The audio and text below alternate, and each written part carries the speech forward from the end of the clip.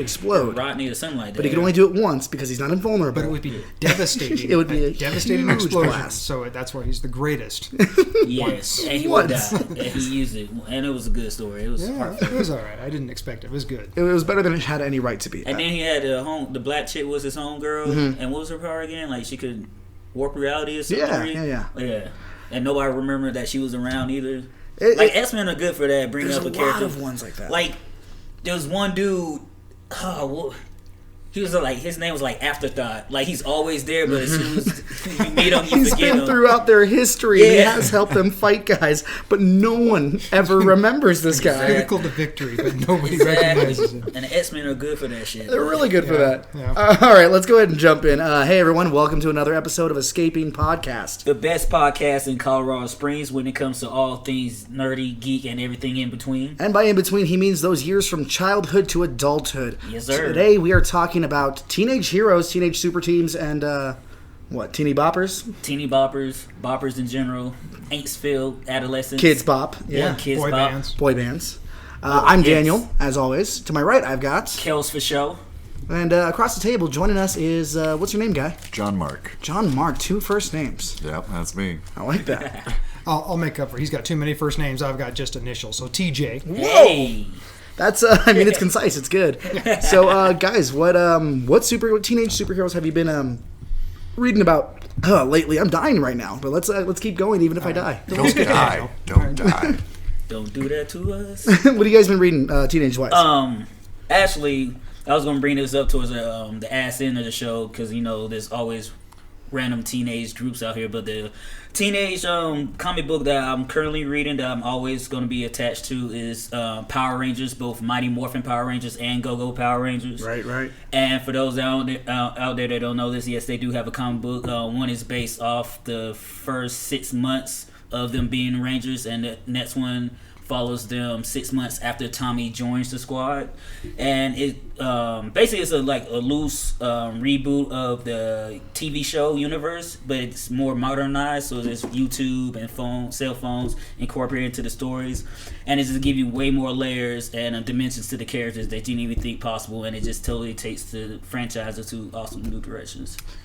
Nice. I guess real quick before we go any further, I should mention that we are recording from Escape Velocity Comics like we always are, and as always, our opinions, our beliefs, all the jokes we make in this episode and on our podcast do not reflect that of Escape Velocity, its staff, its store, its aura, its belief, its Yes, we are our own independent entity. Yes, so don't hold them responsible for the dumb shit we say. We just say dumb shit because we're a bunch of dumb shits. And dumb shit makes great ideas grow. That being said, just about anything we talk about on this podcast is available at Escape Velocity. Almost, yeah.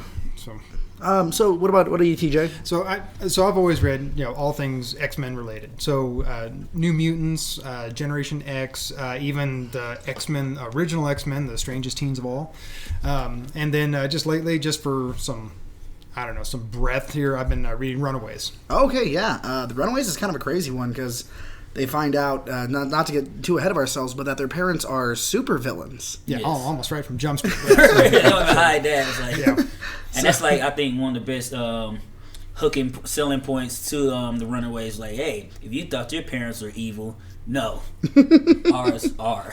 No ifs, ands, or buts. They are the bad guys. Genuine evil. Personally, I've been reading the New 52 and Rebirth and the current stuff of Teen Titans, as well as the Champions, the Marvel superhero team. I've heard really good things about that. It's pretty good. You kind of went a little more independent on yours. Yeah, and I went a little further back in time. I started with the Kick-Ass graphic novel, which came out in 2008. Ooh, and Lord. It's brutal. I can't believe it's been that long. I know. remember when that shit came out. That was like, wow. It still feels current though, because it's just that kind of like Anytime USA. That's When did the movie come out? I want to say the movie came out in 2012. All right, and then that cat was Quicksilver. Yes, he was. in all the Avengers. So. Oh, you say all the Avengers. He died in the same one that he was... Every one of them he's been in. He's the Thunderbird of the Avengers. He's the only one that hasn't came. So, what do you guys think makes these teenagers want to create their own teams instead of being part of the superhero community at large? Well, I unless they have some kind of a unified identity, like I'm sure Kelsey's going to talk about, Power Rangers, M-Cron crystal robot guy that decides, Power Rangers need to be around. Zordon. But I would offer that most of them probably don't want to set out to make teams, but they're brought together because they're children. Right. They're brought together by some other adult or some other adult influence, and then not forced like a gunpoint, but just by circumstance into a team. Sure, and that's not always the case, because sometimes they find it on their own and then find themselves in that life. Yeah, right. They're kind of going through a really interesting phase in their life. So they're trying to figure out who they are while also figuring out who they are as a hero. Okay. So it adds a lot of little levels to it, where it's like, well, how do I control this power, and also, where's this hair coming from on my body? That's the most terrifying part of these books. It's coming from inside. Yes. The call is coming from inside the house. I'm going to say that. And the hair is coming from inside. Yes, it's all coming from inside, folks. It's always inside of you. All that hair. That's where the true power lies. Yes. Just got to concentrate to push it out. So one of the things I noticed with reading the Teen Titans stuff, there's influx of heroes, these teenage heroes that are causing problems, it seems like, because they're not properly trained for their abilities. They want to be like these superheroes that they see in the community, but they are clumsy. They don't have it all together. And I want to say it's Tim Drake, Red Robin, who looks at a picture of Batman and he's like, what the hell were you thinking, bringing kids into this kind of world, to do this? He was thinking about bringing down the villains, and he needed a cute little distraction to make sure his crime fighting could get done with optimal precision. So that's why he had Robin back in the day with his little booties and his little Spanx on, wearing bright colors to just be a target. Flying around, distracting everybody. Distracted. So he's bait. Yes, he's bait, literally. Jailbait. No, he's bait. But he was properly trained, and a lot of these ones you see, they're just figuring it out. Like with mutants, it hits at puberty. Right. Yes, sometimes they blow up schools by accident. Sometimes they freeze their teachers or bullies, or kill a parent, or fall out of an airplane. They're not all as lucky as like Colossus, who figured it out by saving his sister from a runaway tractor. Yes. And destroying their tractor on the Russian collective farm. Yeah, it's not great. Yes, but then I found out in the origin of Colossus, that wasn't actually his first initial time turning into steel, which we were led to believe. Because if he didn't know that was going to happen, he would have been. They both would have died. Yeah, the both of them would have been chopped up. So then, with these lesser trained heroes, are their contributions or initial contributions even valid? Or are they just, at that point, technically menaces to society?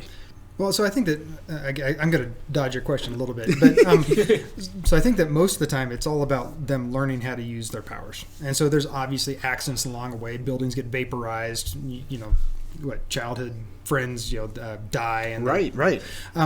So I guess are the contributions significant? Well, of course not. They're clumsy at best, and they're stumbling forward perhaps, and so I guess they end up being sort of significant because they end up winning in the end. Right. So for example, maybe not. So Alchemy is a teenage mutant that was born by public suggestion and voting from Marvel, right? She was the world's baby. Not she. It's a guy. Well, see, there you go. Okay.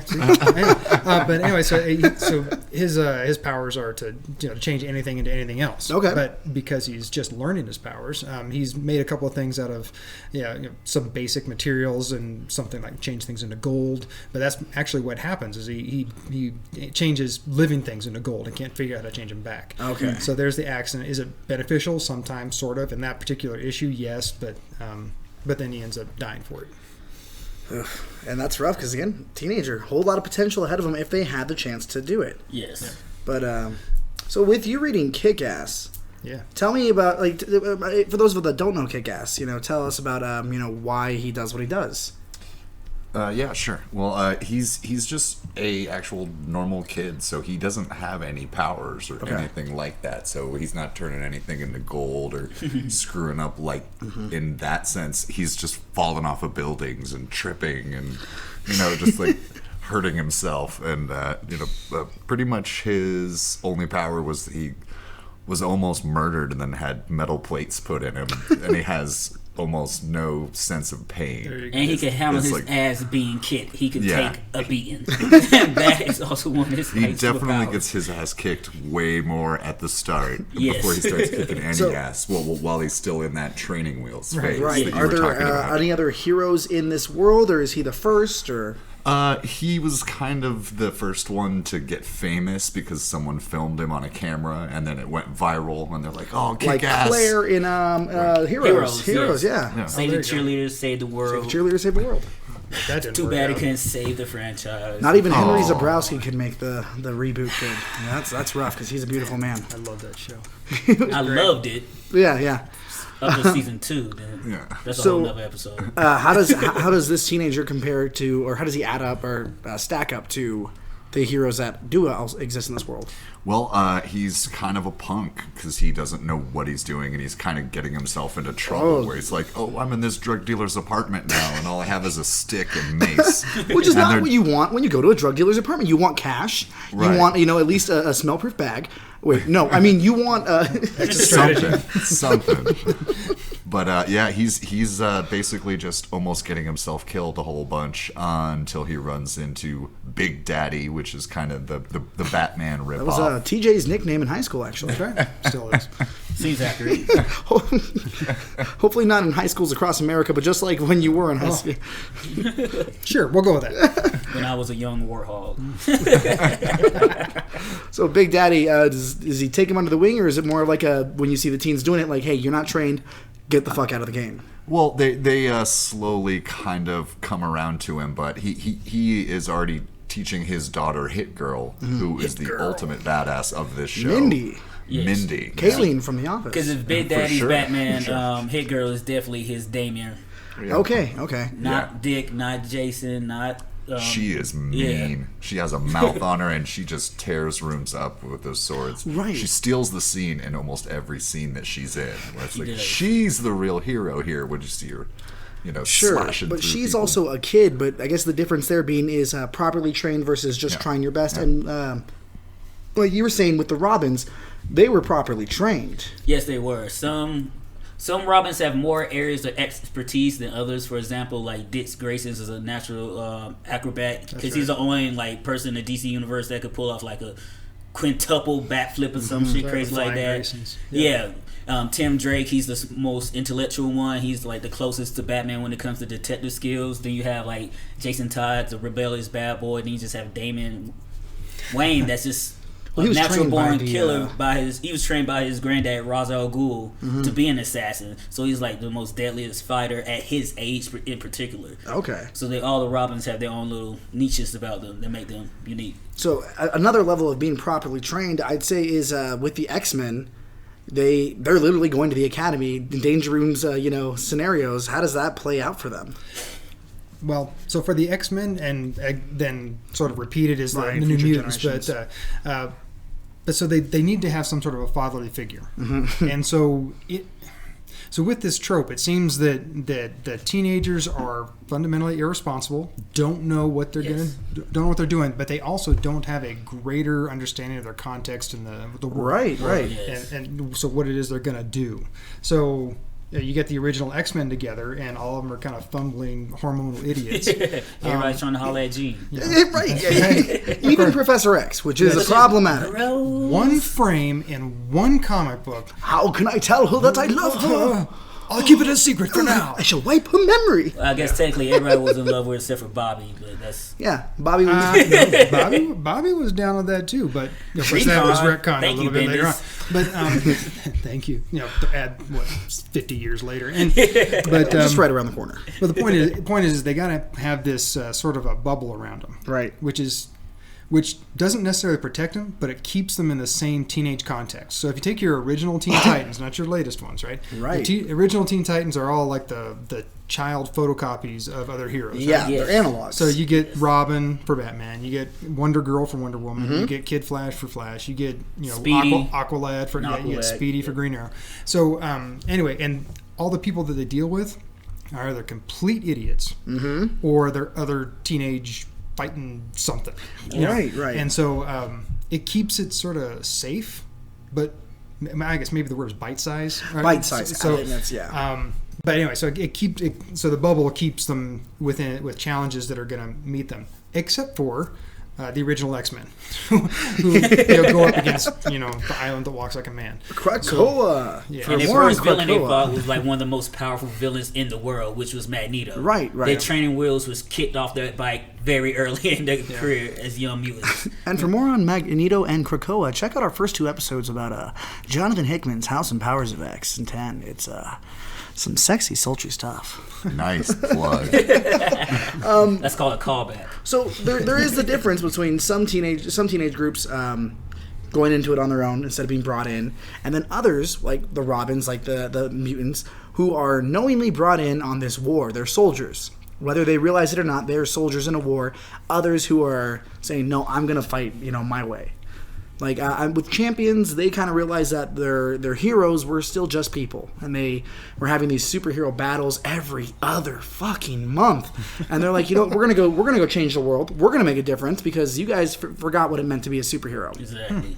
Like, too much infighting. Too much infighting. Why not work together and make a better tomorrow? Which does work for them for a while, but then they also fall into infighting. But their intentions at the start were not to mirror that of their heroes, but to use their resources to do better. Yes. Well, how long did it take them to start infighting?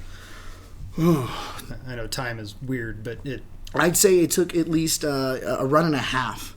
Because the first one, it was them against other teams, and then eventually when secrets were kept... When, They always are. They always are. It's, what aren't you telling us, Oliver? And that's, 8 seasons of Arrow? Yes. That's crazy. Flashback. How much time did he spend on that fucking island? Not all the time. No, but he kept said getting off and going back on and Russia. Russia for some reason. He certainly wasn't any downtime, that's for sure. Which is why he stays in shape. I get to sit around and edit these episodes. Abs ain't And it's gonna crunch great. themselves. But, yeah, no, it's... I completely lost my fucking train of thought. Well, Think about them abs, man. That salmon ladder.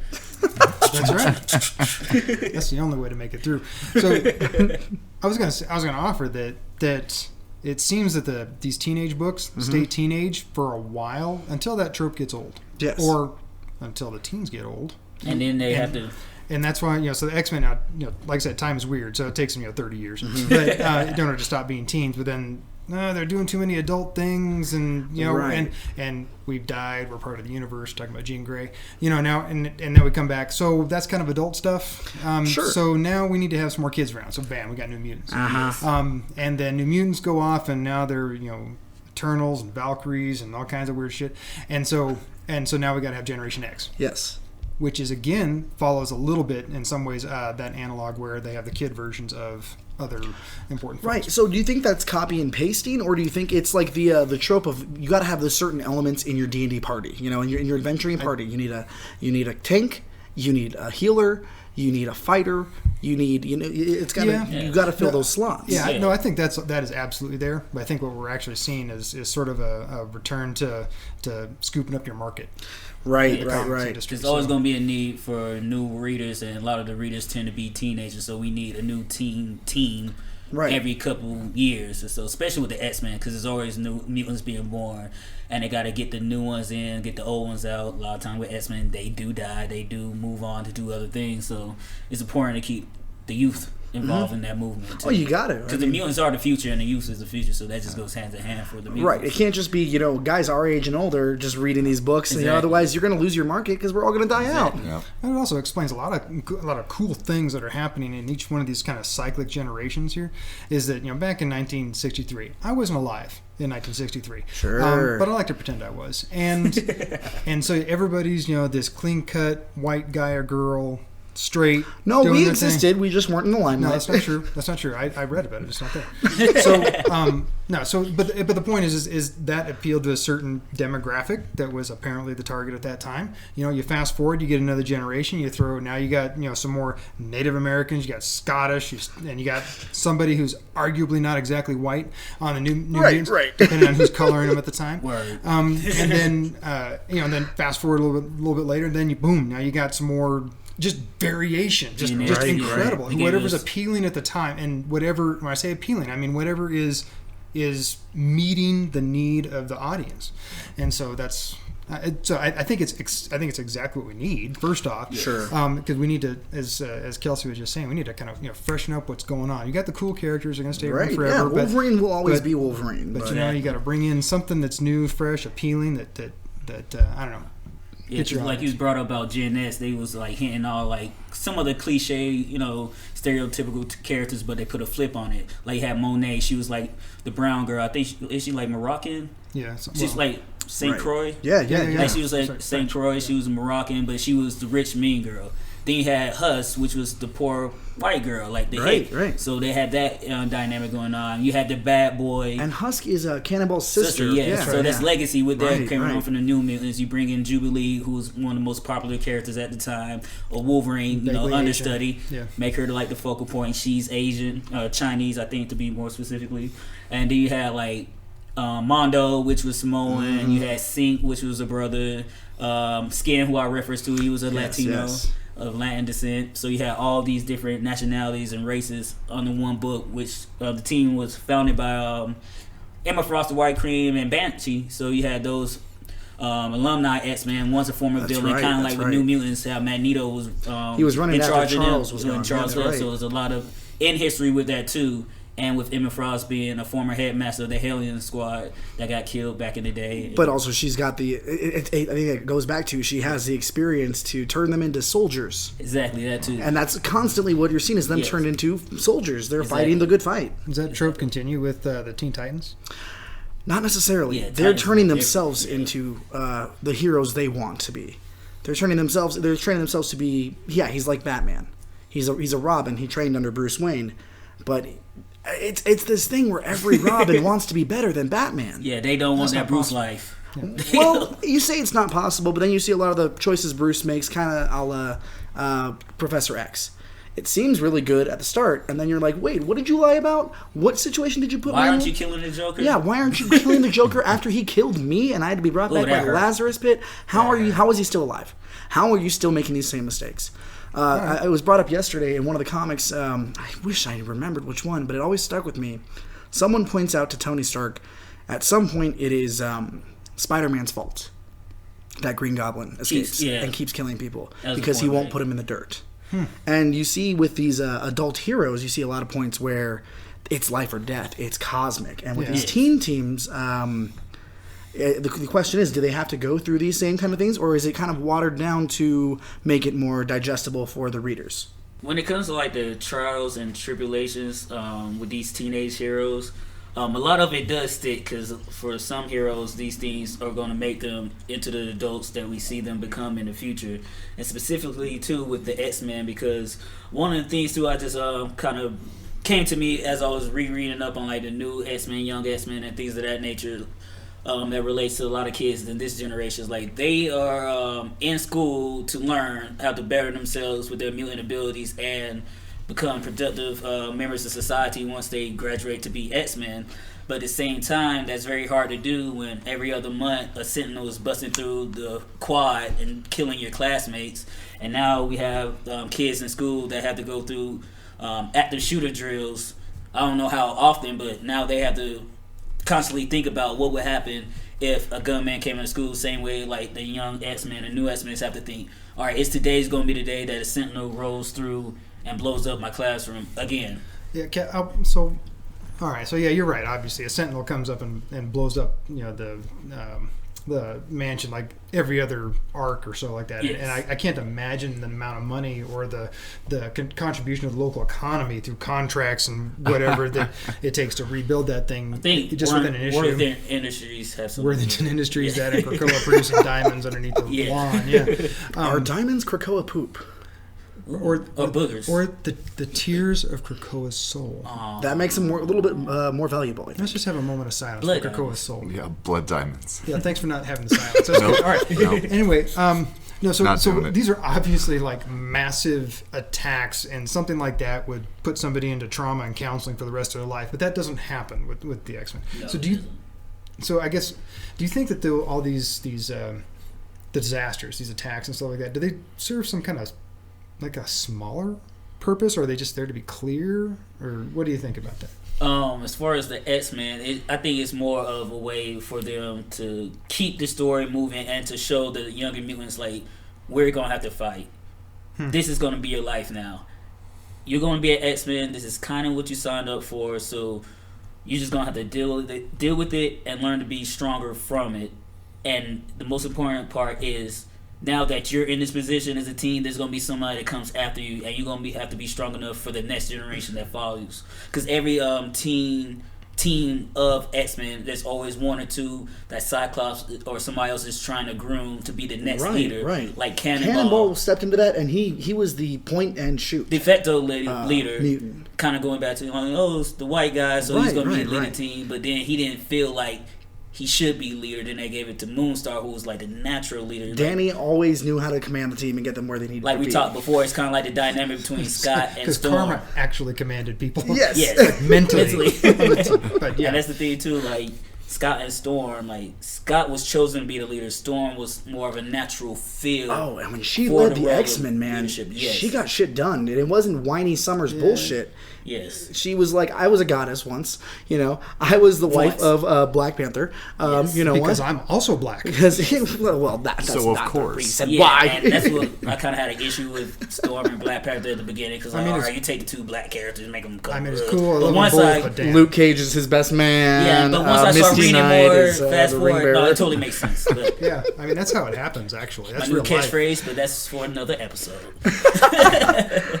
So you're saying... with I don't want to cut you off if you have any more to say about that. Oh, well, I was just going to get into more like parallels between like leaders stepping up. Like Surge was being groomed to be like the next leader when she was part of the new X-Men squad, but then you had Prodigy, but then he kind of fell off after he lost his mutant abilities in M-Day, and then you kind of have Hope Summers later. They was building her up not only to be a Messiah, but Cable trained her to be a warrior and a leader too. So there's always those characters being set up to be the next, because they all know one day they're not going to be here, so we got to look forward to the future. Right. So get prepared. I guess with them being groomed, like you said, it's not even them stepping out of the shadow of their leadership. It's them stepping up to the shadow of their leadership and filling it up. But there are teen heroes that don't necessarily do that, and I'm curious with Kick-Ass. John, his is a totally different story because it's much more grounded in just like a regular kid who doesn't have any powers, who ends up getting tortured by the mafia or is in a room that's a bloodbath, and he basically stops fighting crime for like 3 weeks, and they show him just in his bed crying like, I don't want to do this anymore. Because that's what all of us would do if we didn't have powers, and the mafia shakes you down. And then they put like car battery to your testicles. Yeah. Oh yeah. Jumper cables. That was hard to watch. That has to happen. That's like step 4. Yeah, the development of characters. It's in there. It's in there somewhere. It was really hard to watch, and it's a very graphic novel. Like there's a big old splash page of when a lot of these really gruesome things, and you can just imagine this kid who's like, he spends his days in these bright hallways being like, this girl I really want to fuck, this is what I'm thinking about, and then he spends his nights in these murder scenes that are just horrendous. Shit. And it blends him really well to show that kind of dual life that he has to lead with his superhero alter ego that he's they've got to be distinct and different. But does he? I guess the question I have is, does he step into that same shadow of Big Daddy and Mindy, Hit Girl? No, actually. Mindy kind of takes a break after Big is murdered because she's having her childhood back. So she isn't just training with AR-15s all day. She's going to the park and going to school, and she's having the kid stuff. So Dave, who is Kick-Ass, actually has to kind of go out and learn on his own, and he doesn't have any kind of mentor or anyone else because he's the only one in town. Right. So he's literally just doing trial and error and just getting beat up and getting in bad situations over and over. But he's improving because now he starts to see, like, oh, that guy's gonna stab me. Right. The experience has given him that like 3-second foresight to be like, it's like, I shouldn't be in this alley right now. I'm gonna go. Okay, so one of the things with Champions reading, which I really liked, is when they like Miss Marvel and Captain Marvel. Captain Marvel, it's right before Secret Wars by Hickman, and Captain Marvel's fighting, hunting down Iron Man, and they're hunting down the Illuminati. They went out of order, and Kamala Khan, Miss Marvel, who had been working with Iron Man on the Avengers team, she's like, "Listen, I respect you, and I looked up to you, and there's a reason I took your old, mantle. But we're not doing this. I'm my own person. I'm not who you want me to be, and you got to live with that same way I got to live with, losing this respect for you." And it was huge in the comics at the time because that's who she called. Not Ghostbusters. No, she called Captain Marvel. She showed up at any time. She bailed her out of stuff. They had a good working relationship, but almost like Dick Grayson with Batman. Yes. He had to go to Bloodhaven. He had to go and do his own thing, and he's like, I'm never going to, You got to get out of the shadow of the bat. That's but right. The thing, too, about Robins, they always want to get out of the shadow of the bat, but when as soon as that need for a Batman comes and Bruce isn't there, they're the first ones to suit up. Because they know, the world needs a Batman, just like Amanda Waller in the animated series. That's why she genetically engineered Terry McGinnis to be the future Bruce, because the world needs a Batman in it. So they can hate Bruce or have that distrust or that disdain for him, but they always know the bigger purpose of the role of Batman. So, and it is to protect the city. Do these heroes have a chance to, instead of taking up that mantle and being the next Batman, be Nightwing in the future, be Gold Balls in the future, and be their own character in the future instead of having to take up, I'm the new Green Arrow, I'm the new, Cyclops, or I'm Wolverine now that Wolverine's dead. No, you're X-23, you're your own person. Do they have a chance of doing that, or is it so steeped in, well, you're this, we've known you as this character, you've known you as this childish, superhero that is ineffectual compared to the original? So I know I keep bringing this back to capitalism and stuff, but one of the challenges recently, past at least 3-4 years anyway, has been the introduction of characters that could be potentially incredible, right. And some of them anyway end up falling just short of that, mostly because they get introduced as somehow the photocopy, the copy paste of an iconic character. Right. Amadeus Cho, an otherwise outstanding character, even in the background. 10 smartest man in the Marvel Universe. Right. Was his tagline for a long time. Takes on the mantle of the Hulk. He calls himself the Awesome Hulk, right? Yes. And then just fundamentally, the comic book line fails, and he has to go back and be part of whatever he is. The champions. Where characters go to die. Right. Jim Zub has been doing really good with it, just for the record, but they did follow the same storyline where instead of his own adventures, they did Return to Planet Hulk. Oh, yeah, they did. And World War Hulk 2. Hulk Light. It was so bad. And the thing, too, about Amadeus Cho, he was every strong guy's buddy. He was Hulk's best friend. He was Hercules' best friend. And I think they just should have let him do his own thing, be everybody's best friend. His book should have been him just hopping around, helping everybody out while figuring out his own journey. Yeah, he's an intellect. Or maybe instead of making him the incredible or the awesome Hulk, he figured out a way to duplicate all superheroes' power, so whatever power he needed for that time. But instead, they went with their own Professor Hulk for him, He was the new Professor Hulk. Exactly. Or they could have made him a Ben 10 watch. He just dial it up, press it, and he has the ability of somebody else just to make it if only the woodpecker crest. If only they were smart. That would be awesome. That's a plug for a future episode. We have an episode coming up called If Only They Were Smart, and it's our version of What If. Nice. So. But X-23, for example, why does she have to don not just a copy of the costume? No, exactly the costume. Yellow. It was gold, and it had the stripes. It was yellow and gold. It was his costume. She took it and re-sewed it with seams. And that's right. It was the actual costume. I forgot about that. And so now she's walking around as Wolverine with 3 claws. Yes, different places, but. It's fascinating. Okay, you're going to go to Madripoor. You're going to go do all. So it was. Her trials were important to her, and it's a nuanced story. Sure, and I'm with it. It was pretty fun, but in the end, because she was calling herself Wolverine, I just kept waiting for the real Wolverine to show up. Exactly. So right.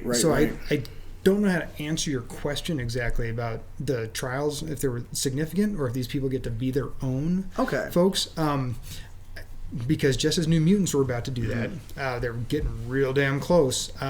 Cable steps in. Yep. Right. We changed to X-Force. Cable sticks around for a while. Popping. Yeah, but then they become too old. Right. I guess one of the things I like about Champions is these are copy and paste characters for the most part. We've got Viv Vision, who is the synthezoid of the group. We've got Miss Marvel, who has basically the powers of Mr. Fantastic. She can stretch. Yes. She's, with the name of Miss Marvel. So that's 2 in 1, which is a Marvel 2 in 1. Yep. And then we've got we've got a Hulk, we've got a Spider-Man, we've got Cyclops. Cyclops. But in the newer stuff, they went from kind of repeating those stories to give them something new. Yes, Mephisto has been used with Spider-Man before, but Mephisto shows up. He's everywhere. He shows up and he says, "Listen, I'm sick of this. Your mentors keep putting you guys in these positions, and it's like they don't care how much blood is on their hands. Here's a do-over. I know your whole team just died right now. I'm gonna redo it. Get out of the game. Get out of the game. They're they don't care about you. Trust that. And yeah, you don't trust that. But then at the same time, you've got things like Sam Alexander, who is Nova. Yeah, Nova, and instead of him being stuck in the Cancerverse, he gets his helmet taken from him and has to learn to be part of a team as just Human Boy. Because Nova is actually a legacy character too. Human can. Human Boy, defender of the Lunchable. Because Nova is another one of those characters that debuted in a teen team also with the New Warriors back in the early 90s. With him, Speedball. But that wasn't Sam. That wasn't Sam. That was Richard Rider. Richard Rider. Yeah. Firestar, Justice, Night Thrasher, and Namorita. And Night Thrasher, what a fucking 90s teenage character, because he had a skateboard, and that was his power. It's like Adam X the Extreme. I'm radical. Time for us to go and kick some ass. I'm thrashing, and it's at night. I'm a rebel. I think they call that raving now. Yes. But actually, After curfew.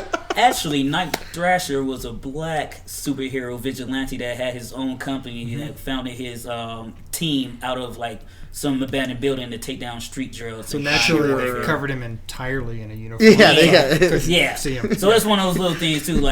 He was make it more marketable to the white people. Yeah, he was the black Batman of the Marvel Universe. Low key. Okay. Low key. So I guess what I'm trying to segue us to, what I'm trying to get us to is get us there. I wanna see, because if these trials, if these heroes looking at these teenagers saying, you're inexperienced, you're not ready for what the world has to, really show you, and you have to train. You see that a lot in these comics. Look at the real world as well. We see kids out there, like you said, with Xavier's, we're trying to give them the tools to do better. We're trying to educate them in the real world. We're trying to make them better than we were. And, sorry, you just threw me off my hand of the pen. We're trying to make them better than we were. But then when they come up with certain solutions, when they are actually studying, to change the world, we're like, you're still a kid. Why don't you go watch your cartoons? Why don't you go be a kid? You can't tell us what to do. They're kids until they need them to do something. Exactly. Now they're old enough to fight crime. Or now you're old enough to go to war. And things of that nature. We've got kids who are smart as shit. Yes. So I got to take this back to the market again. So take us back. Yeah. All the way back. All right. So I think we have these teen books because it focuses at teens. Right. Adults, if you're like a 44-year-old teenager like I am, of course I'm going to read the books. But normally it's targeted at the teenagers, about the same age. And they're all going through puberty like most of us here on the podcast have. You guys went through puberty? You'll get there, Daniel. Yeah. But the point is so I'm just changing to some after-school special here. Oh, man, he's turning his chair around. His hat is now backwards, and he's here to rap. Look, I get it, guys. No, but Counselor TJ. But the point is, their bodies are going through big changes. All right? So sometimes you get hair in funny places. Your voice gets deeper. You start getting curves in all the right places. Or perhaps you blow up your house with your optic blast. But is that a euphemism? Is that... No, but the point is you're going through these big changes, right? And once that audience goes through all those changes, right. give it 6, 7, 10 years, something like that, they're done with these changes, right? And so now you got to go on to the... forgive me in the comic world, but the real world. Absolutely. And so that's what I think most of those trials are all about. And so a Sentinel comes in and destroys the manor, but you know what? Back here in the corner, whatever, Hank McCoy shielded Jean Grey this time. Oh, so now they share a special moment. We'll rebuild the manor tomorrow, and then the next day we'll have another Sentinel attack. Sure. So that's what I think most of these these challenges are analogs for that. Trying to restructure the groups, trying to bring them together, different relationships like that, and something that would relate and resonate with the audience, the teen audience. Yeah. Anyway, that's what I think about that. So all these trials, once we're done, you start talking about, now I don't need Batman. Now you're an adult. We're going to start up a new teen group. Who does need Batman? Who came from Batman? And then he becomes the Batman of said group. And Right. To touch upon like what TJ was saying a little bit earlier, stepping out of the comic book realm. A lot of reasons why I don't think these teen heroes reach the level of potential they can is because of marketing. They want to market them as the new Wolverine or the new Batman or new whatever instead of them just becoming and staying their own hero. Like, don't rename them, let them just be them. Because people are quick to be like, oh, why don't they just create new black heroes or gay heroes and put them in the movies? Well, that takes time. It takes time. And it takes people buying them, and it takes them being popular. You just don't create a character today and they have a movie tomorrow. That's right. Preach right there. So it's just like one of those things. Sure. Give them quality, give them time. I think one of the characters that you do see that change with is Cannonball's best friend, Sunspot. Sunspot, yes. He goes on to take over AIM and use it as, instead of advanced ideas mechanics, Avenger idea mechanics. Exactly. And he's like, hey, you guys are all super geniuses. I'm still going to pay you really well, and I'm going to treat you better, but let's do some good science, some good evil science, I think he calls it. Roberto had like one of the best glow-ups, pun intended, of probably any New Mutant since Cannonball, really, because like you said, he became like a de facto X-Men during like the Avengers versus X-Men arc. Then he became a new Avenger thanks to Jonathan Hickman. Once another reason why I love Hickman. He's just a great writer. All Exactly. praise to Hickman. All praise be to him, not Odin. Fuck that shit. Yeah. Fuck that one-eyed bastard. But no, you say that until Hickman writes a book about Odin. I Just know, Odin. Right? I'm gonna buy that song. And it's gonna be great. Yeah, but then, like you said, he goes on to revamp AIM and make it something great and good. That also went into play of Secret Invasions and all that, and it helped them go out to Thor and like Hyperion, go out to the multiverse. He was going on through like the Hank Pym. All that came from Sunspot, who took his millions in inheritance because he's filthy rich too, and used that for a good purpose as well. So yeah, I mean, okay, so it's very similar to what you see what happened with Angel in the group, but I feel like we're a little X-focused on this episode, but it's happened. They're exceptional. It's a mess. It's fine. Like, we're gonna have more podcasts. Yeah, right. Yeah, well, don't worry. But about Angel, do you mean Warren Worthington the third? That's a tongue twister. That's right. Say that 3 times. Warren Worthington. No. I'm not gonna. I got cocky and thought I could do it once. Warren Worthington the third. Fuck you. I will flip this fucking table. It's like the Micro Machines guy, except not. Yeah. What were you saying about Angel? I was saying it's kind of like what he was trying to do with the group, where he's like, I could fund all of our shit. Yes. But then, Life Seed, Death Seed, Archangel, Apocalypse, Rebirth, Memory Loss. It's so much that happens to that guy. Yeah, right. Turn to Death wasn't himself. Was a new angel running That's around right. with metal rings. But then you've got Roberto who doesn't just do it, but he does it with this finesse where he's like, guess what, guys? I do evil science too, but I use it for good. And this is a chaos machine. But you know what? We're going to give it over to Captain America, and he's going to turn it into whatever he wants. A week and a gram. And it's great because he finds out he's got Mpox, and every time he uses his powers, he ages some more. And he doesn't care. He's like, no, we're going to do some good stuff, and it's going to be worth it. Yeah, do good while you can. He did become his own character in that right, and he didn't have to change his name. He didn't have to become, take over the mantle of someone else. So that's really fascinating. Again, X Universe focused here, but they had the competition for leadership between Sunspot and Cannonball, right? And the white guy won. Yeah. I mean, thank God. I mean, that's the answer, right? Because when Cannonball is blasting, he's damn near nigh invulnerable. He's nigh invulnerable. Nigh invulnerable while he's blasting. That's right. Now, for whatever decision was made, then whatever. Hopefully, they've learned. But the point is that he could have just gone off and never come back. Right. Now, it's true he did disappear for a little while, but then he comes back and he's, as you said, Daniel, he's already his own character. Is one that's like, they could have made him the I don't know, the director of S.H.I.E.L.D., right? Which would have been a normal archetype. I mean, Tony, Captain America, sure. No, but instead he buys AIM. Takes over AIM, for crying out loud. Out of left field. Gives it a cheesy name, but I kind of feel like that's kind of the name Robert DaCosta would have. Exactly. Right. And so sounds right. Now the whole thing it doesn't fail horribly, but the story arc stops. U.S. Avengers stops, and that's too bad. But U.S. Avengers. U.S. It wasn't Almost a like good G.I. Ant-Man. I was like, that's cool on paper, but then you say it out loud. and it's like, stupid as shit. I see what you. I see it literally. I see it, but like. But then again, that's their adult arc. Right. It's just not their teenage arc. It's almost like these teenage teams are little laboratories and test beds for those characters that are going to stick. Yes. Okay. And that's exactly what it is too. That brings me to the point I really want to make here. Oh, good. Yeah. They did great stuff as teens. They helped defend, their world and their families. Not necessarily their biological families, but their superhero families as teens. And then the ones that go on and aren't necessarily deterred by being looked down upon by the adults, by society, they go on and they do some great things in these books. So the comparison I really want to get to is real world teens.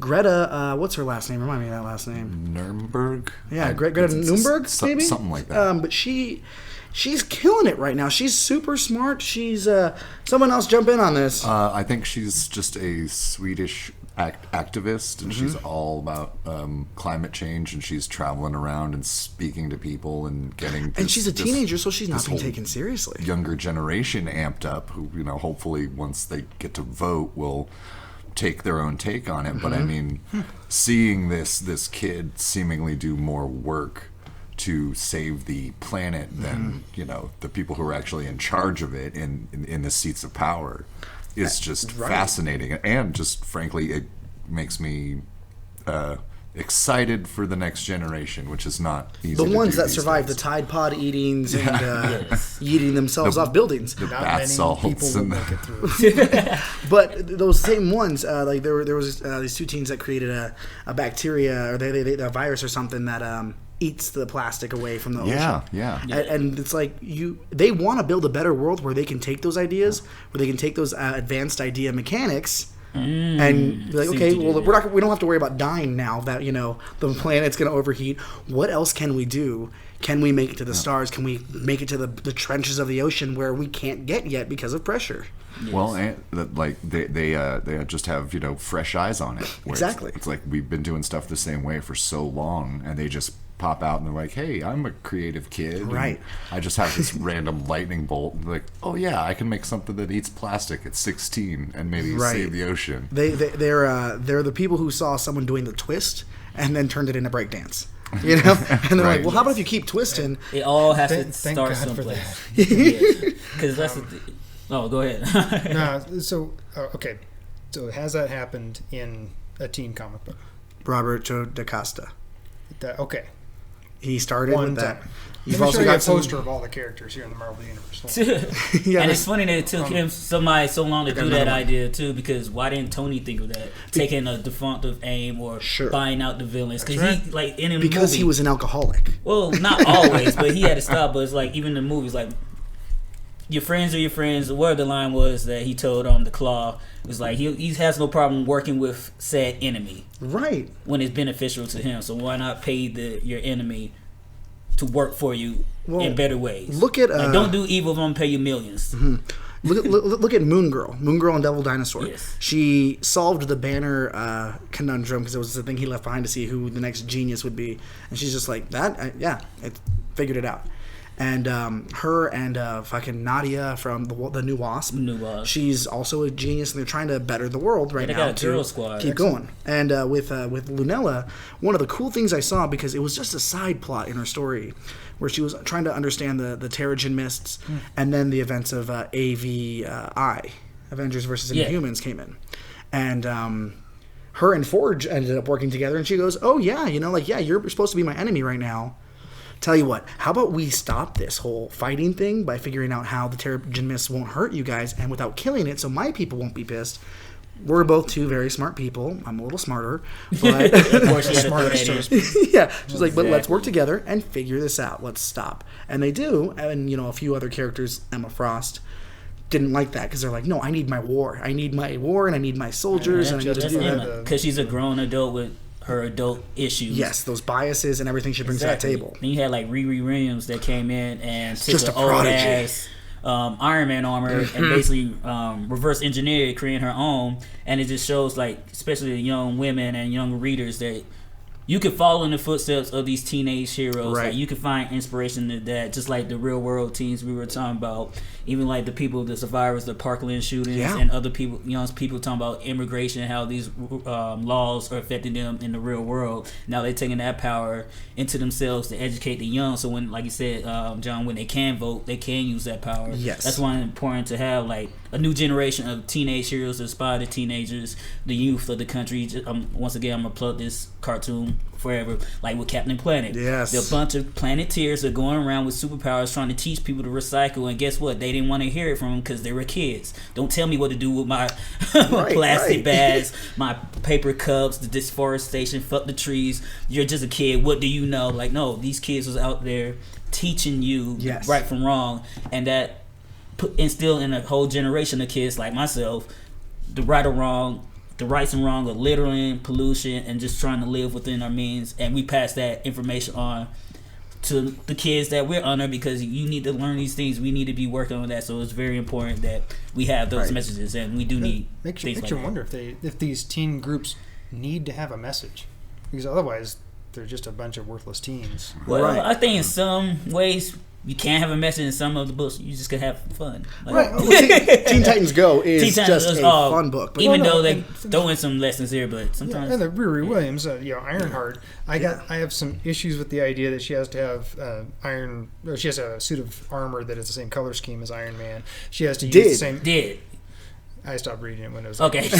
when they said, "Oh, we're going to bring in the teen 10 rings of," forget it. Nobody cares about Mandarin. I'm so Mandarin tired. Again. You're just following the same Iron Man story. He's trash. Didn't Punisher just kill the Mandarin? Mandarin hasn't done anything significant. But that being said, so those issues I have with that particular book. But I do love the fact that she's like totally STEM oriented, and she's like incredibly so, and she has trouble because she's so smart. Yes. In normal school, she's like, oh, I guess I do have to go to high school. Right? Yeah, I still have to finish this. So can't she just get a GED? And just... But then it also isolates her from her teammates on Champions, where she's like, I literally can't talk to any of you right now. You're too fucking stupid. She's that character. And Sam, because Sam and Miles are like, they're dorky teenage boys, normal. And she's just like, you guys are idiots, and she's like, I need to be. I was like, wait, I go to advanced program school. Yeah, right. Yeah. Well, not that advanced. I think, and I keep going back to Champions. One of the things I liked about it was the message behind it was that, like, you can actually change the world even if you're seen as ineffectual by the adults around you. Wow. One of the things I loved about Moon Girl is it always started off with a quote from either a philosopher or a mathematician. Dead white guy. Yeah, dead white guy. Mostly dead white men. But it was cool because it's like, hey, keep going. Keep doing this. But you never know what you could do if you stop. I think if we gave these characters the chance to fulfill that potential without the limits of who came before them, who's potentially coming after them, but just giving them a chance for them. It's interesting. I think we would see more than, comparing them to past, present, and future characters. Yeah, and before we get out of here, I just want to touch upon a couple of other teen groups out there. Like, my first teenage comic book that I bought in the late 90s was A-Nets. It's for Nets Avengers, part of MC2 universe. It's basically was like the counterparts to like already established Avengers. Like American Dream was the daughter of Sharon Carter. Then you had Mainframe, that was a robot created by Tony Stark. Stinger, Thunderstrike, J2, which was the Juggernaut to his son. So you had those characters, and it was a fun book for me. Just getting into comic books and seeing these legacy characters, because now I'm thinking about it, that's the first time Marvel really hit on the legacy aspect of the next heroes to come, and that came in, alternate timeline, but, Sure. and tried it. And then you have, like, the first and oldest teen group which is the Legion of Superheroes, which was created in 1958. You know, DC Comics. They also had a cartoon that ran for a little bit. A lot of people didn't know about that. There's even a new Legion book coming out. And I think we're going to have Mike on the show when we cover that one. So that's a little foreshadowing right there for you. And then a new teen duo that's been getting some more popularity as of late because they have a new show that comes on Freeform now. It's on Hulu as well. Will be Cloak and Dagger, which is one of my favorites. Tyrone and Tandy. Man, so good. Yeah, they went from being runaways on the street that got injected by some type of chemical compound that unlocked their latent abilities and turned them into crime fighters. Who made that compound? I want to say he was the power broker. It's Alchemax. It was Alchemax? Mm-hmm. Yeah, because they're behind everything. Exactly, because then in the TV show, they got their abilities from an oil rig explosion by Roxxon. Oh, it was Roxxon, sorry. Yeah, because they went from New York in the comic books to New Orleans in the TV series. And if you haven't watched that series, I definitely recommend that. That's right. Alchemax is Spider-Man 2099. Yes. That's my mistake. And another teen group that is an OG that people forget started in the comic books also. How could we not talk about these guys? The Heroes in the Half Shell, the fucking Ninja Turtles, man. It's in their name. Teenage is in their name. They're the ones named after those philosophers and Japanese artists, right? Reverse that. But no, you got them. Then you have Kobayashi, also. You've got about to get smacked over there. Then you also have. I already talked about the Planeteers. You got Sailor Moon. There was a teenage group. We'll be talking about anime last episode. Then you also have a lesser known group called the Slingers. We're a group of heroes that took on the abandoned alter egos of Peter Parker once Peter Parker was on trial for being Spider-Man. So he had to create these new identities, this continued crime fighting while his name got cleared. And lastly, I just want to plug in Umbrella Academy. That's on Netflix. It was a hit. That was Teenage fantastic. Heroes. Kind of, there's some inspiration from the X-Men in there, little Doom Patrol-ish stuff in there as well. If you haven't watched that, check that out too. Yeah. Okay. John Mark, final thoughts, I suppose. I guess I just kind of wanted to touch on the fact that I think comics are a great medium to kind of mentor that like specific group there that's like going through those tough teen years. And since it is kind of fun and it is kind of bite-sized, as you coined earlier, T. I think it's a really good format that we could actually use to, get them out there doing stuff. It'd be Right. They aren't just fighting crime; they're picking up stuff at the park. They're at soup kitchens or whatever it is. Right. They're putting in the time. They're being heroes outside of using their powers sometimes. Right. Just like local heroes that aren't, you don't have to throw a car down the street to be a good person. Right. I don't know if throwing a car down the street is necessarily the act of a good person. If it's toward a villain. Okay. Sure. What about you, TJ? If you had a car to throw, who would you throw it at? Are we talking real world or the comic book so universe? many options. Tune in next week. Who's getting hit by a car? So I just wanted to say that I love comic books. And as a medium that spanned, decades and decades of social change, you have to acknowledge that once you start, you're obviously going to make mistakes. And so you start back in the 50s and the 60s, and the kinds of comics and the kind of archetypes and the kind of people and the themes that you ran with were so vanilla, so safe, so mainstream at the time perhaps, but obviously neglected huge portions of the population. But through these teen books, you get a chance to start over a little bit. Right. And so you get to take the market, as I keep saying, and you get to advance it just a little bit more. Now you only have a certain amount of time, all right, in order to do that. So maybe you don't make huge changes, but at the same time, you do have that time, as Kelsey was saying, that you get to inundate the next generation with this medium that's already fun to look at, with bright colors and fanciful fights and neat costumes and powers and stuff like that. And then you get to teach them just a little bit about the way the world should be. Okay. A little bit more. It's not perfect. It never will be, but we can move it just that much further. So baby steps. Yeah, and so with the teen books, sometimes you don't take them seriously. I'm supposed to be an adult, and and sometimes I don't take all of them seriously either. I do like the adult teams, I guess, but still, it's in these little laboratories that we're going to find the new way of doing things. We're going to change the paradigm and change the world and maybe save it along the way. Yeah. Wow. That's actually a really good way of looking at that. All right. Well, I think that just about does it for us this week, guys. Thanks for taking the time to come and drink and eat and be merry. Word. TJ, you had a shout out that we are not sponsored by. I just want to point that out first. That's right. We are absolutely not sponsored by Laughing Lab Brewery and drinking this Scottish ale, which is quite tasty, I think. John, do you agree? I would go ahead and second that. It's hits the palate nicely and easy to drink. It's pretty good, yeah. Kels, what do you got plug-wise for us? Plug-wise, I want to shine light on one of the most underrated cartoons, I think, because as we mentioned earlier, the X-Men started off as a teen book, but the X-Men outside of the comic books have never really been represented as teens, and the cartoons or movies, except for this cartoon, X-Men Evolution. Oh, so good. If it's on Hulu still, I believe, check it out there. If not, find it wherever you can.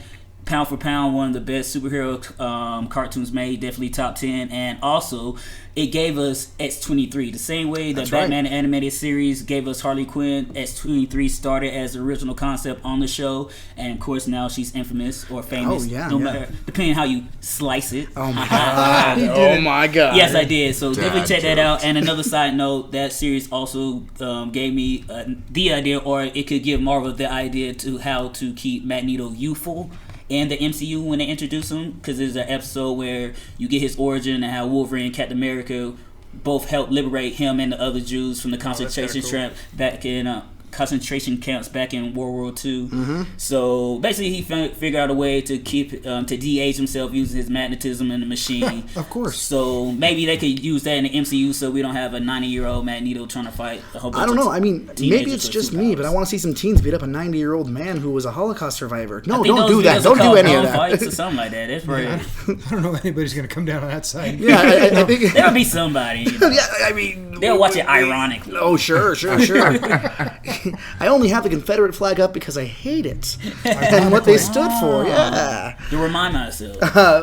John, where can the people find you? You can check out my Facebook at John Masseri or my Instagram at John Mark Art. I'm a local artist. I take commissions. I like to draw comic book stuff or junk for your nudes, kids, whatever. Yeah, lots of nudes. Noodle That's art good. Is That's some good. Of the best art that I think we are underappreciating. And get some pretty hot noodles. Yeah. Get some hard noodles. Get some soft noodles. You've got just all sorts, man. And God bless you for doing that work. Big old lasagna noodles. TJ, where can the people find you? You can't find me anywhere. You can find me here on the Escaping Podcast more times than not, I think. Yeah.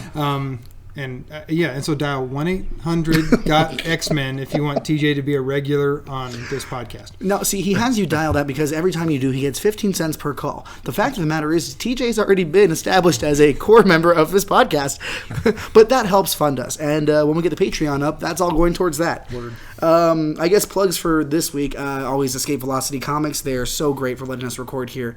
They always have a book of the week, and before I get to that, just remember, our ideas, our opinions, our jokes, they are our own. They are in no way, in shape, or form relate to that of Escape Velocity, represent that of them. They just let us be sexy in their store, and god damn it, it's so nice to be able to record a podcast naked. Isn't that right, boys? It's true. Oh, it's true. It's very freeing. It's a good experience. It's way too hot in here. The fact that we don't have the windows covered is a little risque. This is like the first podcast with no flies in here. That's right, dude. Oh my god. Theme. Now that you said it, there's probably going to be a bunch of flies. Escape Velocity Comics always has a book of the week. This is the graphic novel of the week. It is Assassination Volume 1 by Image. It's written by Kyle Starks and illustrated by Erica Henderson. Hot off her breakout success at Marvel, two-time Eisner Award winner Erica Henderson from the Unbeatable Squirrel Girl and Jughead teams up with Kyle Starks from Sex Castle and Rick and Morty for a hilarious twist on the hitman trope. The former world's greatest hitman hires 20 best assassins in the world to be his bodyguards. These mean-as-hell hired guns and murderers must work together to keep the new crime boss safe while attempting to solve the mystery of who's trying to off him. Probably one of them. With the same laugh-until-you-cry spirit of action comedies like Hot Fuzz, Tropic Thunder, and Deadpool, Assassination is the bombastic, side-splitting murder fest you've been waiting for. I can tell you from reading it, it was amazing. I thought I was going to hate it. By the first issue, I was like, fuck, I need more of this. Be sure to come by, talk to me or one of the other employees, and we'll get you a copy of that book. Today we're going to leave you with I'm dying. My Death, as well as Carnival Rides by A Bad Night for a Hero. That is, again, by C.J. Hackett. He was on the show last 2 episodes. Man, he is a talented guy. He actually is going to be writing us a track for this show. Yeah, I know. Nice. You can't hear it or see it, but everyone is pretty visibly excited about this. I'm going to have to hit him up about that. We got to do some co-writing then. You guys going to do like a song for the soundtrack that is the movie of our show? Yes. Like a rap battle? Yeah. Not a battle, a collaboration. I don't battle, I just perform. There you go. if you or anyone else you know would like to have your music featured on the show, please go ahead and email us at escaping.podcast@gmail.com. Remember, folks, there can only be one chum bucket. We will see you next time. Yes, and if you are a teen or even an adult and you're still trying to figure out who you want to be in life, just remember there's always time to be an escapee. Stay uncanny, y'all.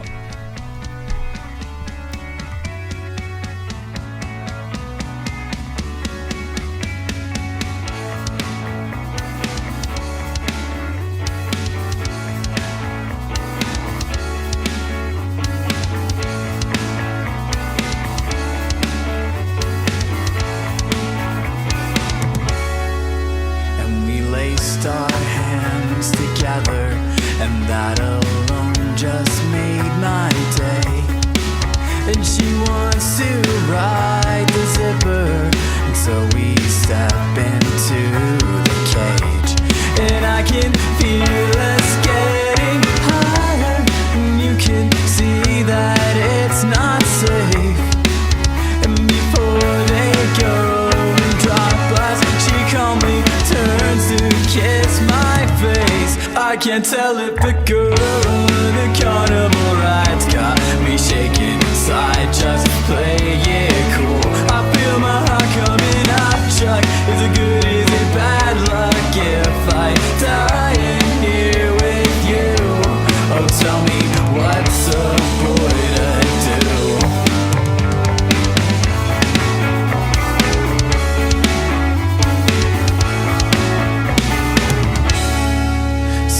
Stumble through the exit. I hear that Brandon almost died. So we climb inside the Ferris wheel to cure my fear of frightening heights. And I can see us getting higher, and you can see your house from here. And a million times your lips touch mine, and that alone just made my year. I can't tell if the girl or the carnival rides got me shaking inside. Just play it cool. I feel my heart coming up. Chuck, is it good? Is it bad luck if I die in here with you? Oh, tell me what's a boy to do?